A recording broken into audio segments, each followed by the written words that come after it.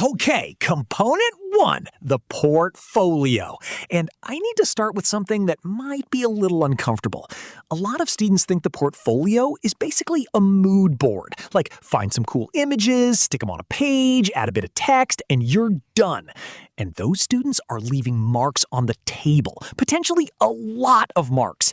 The portfolio is worth 50% of your entire AS level. It is not background work. It is not decoration. It is a structured, assessed piece of work that Cambridge markers read front to back. So in this video, I'm going to walk you through every single part of it. How to pick your theme, how to build your supporting studies, and how to present your final proposal in a way that actually impresses an examiner. Let's go. So let's quickly recap what Component 1 is so we're all on the same page. Component 1 is the portfolio. It's made up of two things: your supporting studies, which we covered in the last video, and your final proposal. You choose one theme from 6 options that Cambridge gives you. For the 2026 to 2028 exam series, those themes are maps, cycles and repetition, narrative stories, the built environment, museums, and water. You develop your whole project around that theme, your research, your experiments, your creative development, and you present it as a proposal, not a finished product, a proposal, a pitch, an idea so well developed that Cambridge can see exactly what you'd make if you had unlimited time. And this is submitted digitally, 10 pages of supporting studies maximum, plus your final proposal presentation. That's the format. Now let's talk about how to actually crush it. Step 1, picking your theme. And this is where I see students go wrong immediately. They pick the theme that sounds the most interesting to them personally. And look, that's not the worst idea because passion does help. But interesting to you and strategically smart are two different things.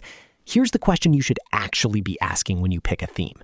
Which theme gives me the most creative flexibility in my area of study? Because remember, you can approach any theme through any area of study: photography, moving image, or games and apps. So your theme choice and your area of study choice work together. Let me give you some examples. If you're doing digital photography, the theme of water could give you incredible visual opportunities: texture, reflection, light, movement. Or the built environment gives you architecture, shadows, patterns, urban life. If you're doing moving image, narrative stories is practically made for you. Or cycles and repetition could inspire a really experimental, abstract short film. If you're doing games design, maps is literally a game design concept. You could map a game world, design an environment, create a navigation interface. Or museums gives you a brief to design an interactive digital exhibition experience. The most important thing, pick a theme where you can genuinely generate ideas. Read each theme description and ask yourself, can I fill 10 pages with original research and experiments on this theme? If the answer is yes, that's your theme. Okay, so you've picked your theme.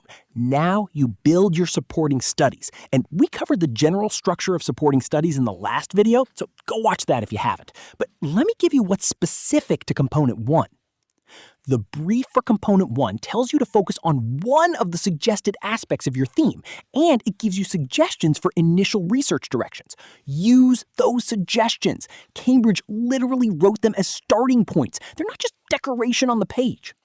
For example, if you chose the theme of maps, Cambridge suggests looking at mapping organizations like Ordnance Survey or National Geographic, artists who use maps in their work, and maps as inspiration in storytelling. That's 3 clear research directions right there. Now, here's the move that separates good portfolios from great ones. Don't just look at digital media examples. Cambridge says your stimuli don't have to be limited to digital design. You can reference theater, literature, film, architecture, anything.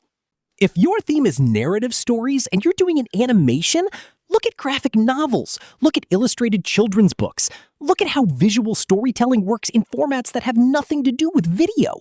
Then bring those visual ideas into your digital work. That cross-discipline research is exactly what Cambridge means by enriching your work through exploring different designers, processes, and concepts, and it scores really well. The other thing that Cambridge specifically rewards for Component 1, first-hand research. Go out, take photographs related to your theme, visit a location, observe something. draw from life. A student who took their own photographs of architectural shadows for a built environment project is going to score higher for AO1 than one who only used images from architecture websites. Now, the part that confuses students the most, the final proposal. Cambridge says the proposal should be a presentation of ideas, concepts, or prototypes, and they make it very clear the focus is on the ideas, not a fully resolved outcome. So let me say that again. You do not need to submit a finished photograph, a completed film, or a working app. You need to submit a convincing, well-developed proposal for what you would make. Think of it like pitching to a client. You walk in with your concept, your visual direction, your research backing, and your plan. You show them why this idea is the right response to the brief. You show them what it would look like, and they believe in it. So what does a strong proposal actually contain? First, a clear concept statement. One paragraph that says what you are making, for what purpose, for what audience, and how it connects to your theme. Specific, decisive, no vague language. Second, visual development. Mock-ups, sketches, storyboard frames, color studies, layout designs show what the finished work would look like.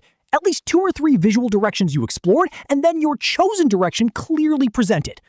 Third, audience and context. Who is this for? Where will it be seen? How will they experience it? This shows the examiner you've thought beyond just making something pretty. Fourth, visual language justification. Why these colors? Why this composition? Why this format? Every choice has a reason, and that reason connects back to your theme and your audience.